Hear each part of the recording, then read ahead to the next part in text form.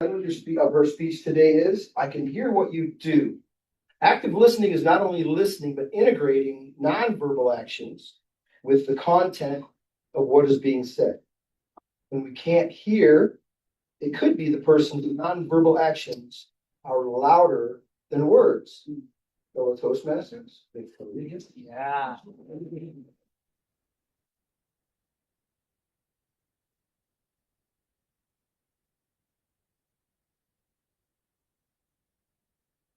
I was sitting in an interview for a really important job. I wanted this job. It was for a management position at a pharmaceutical company, and I had the sales experience. I'd run a team of 30 men. I was ready for it. Sat down in a very opulent and very exclusive hotel in their lobby to have my interview with this executive that flew in to sit in front of me. My life was starting. I thought I was there. During my interview, she asked me a question. And the moment my answer came out, I knew I lost the opportunity. She said, what is the first thing that you'll do researching when you lead a team of salesmen? And I looked at her and I said, easy. I would have to know my market share, differentiators of my product,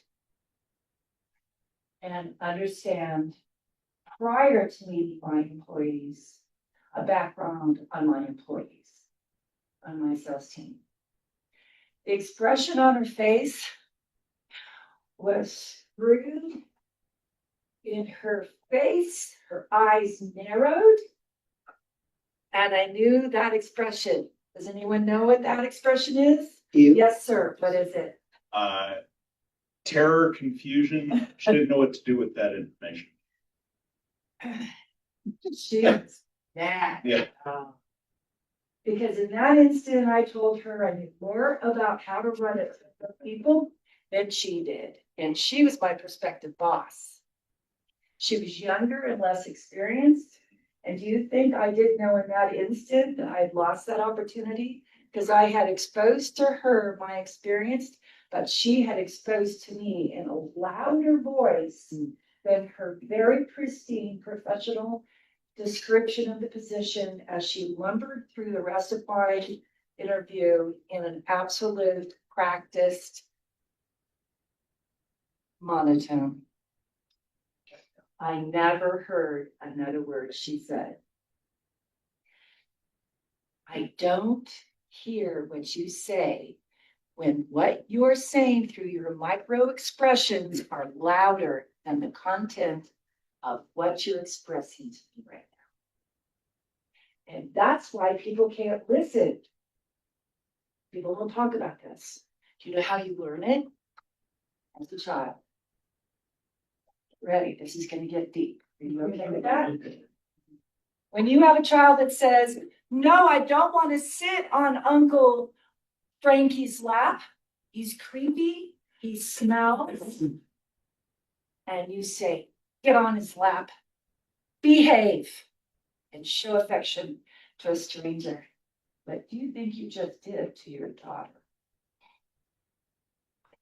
Or they go to school and they know the dynamic innately of a group.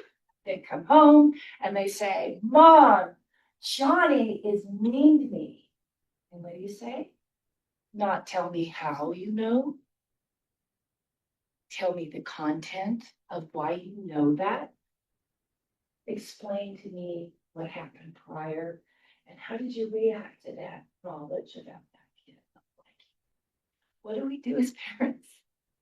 Oh gosh, just be nice, get along. What do you think they learn from that experience?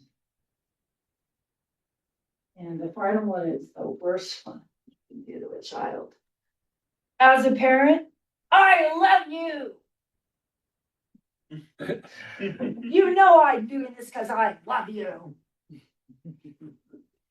As a parent, you're expressing completely incongruent messages, and your child is looking like, I don't feel love in that moment.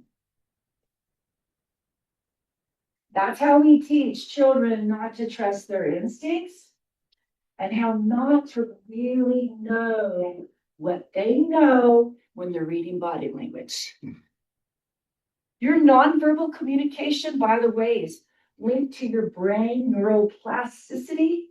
You can learn that when you're an adult, but when you're a child, you have no filter. You know truth. And when you kill their perception of truth, you just damage their ability to trust their guts. And that's tied to nonverbal communication. Do you know why? It's 97% of the communication. Because luckily, only the very pristine damaged of us who become psychopaths, most of us don't know how to monitor our micro expressions when we're talking. That's a gift. So when you're standing in front of an applicant or your husband or your child, which one is going to tell you they're lying? You're a teenager. They haven't mastered it. By the time they're an adult, yeah, they're pretty good at lying. You have to be very astute at that point. But the beauty is, as children, we want to let them know we hear their body language as much as they're saying to us, because what we know about children is they need to know that they know truth. And truth is all about reading the face. Very important gift if you plan to lead people, if you plan to be successfully married, if you plan to be a parent, if you plan to be anyone in a world that would love to only let you know what works for them, is for you to balance that innate gut response. And you can look at people and go, I know you're lying to me, but I'm okay with allowing you to think, I can't see you or hear you. So, I can't hear you if your body language is screaming at me. So if I'm not listening, it's because the more important conversation right now is me understanding completely what you're doing with all of your body and all of your facial expressions. Because if I'm about truth, that's where it resonates. It's good. Thank you.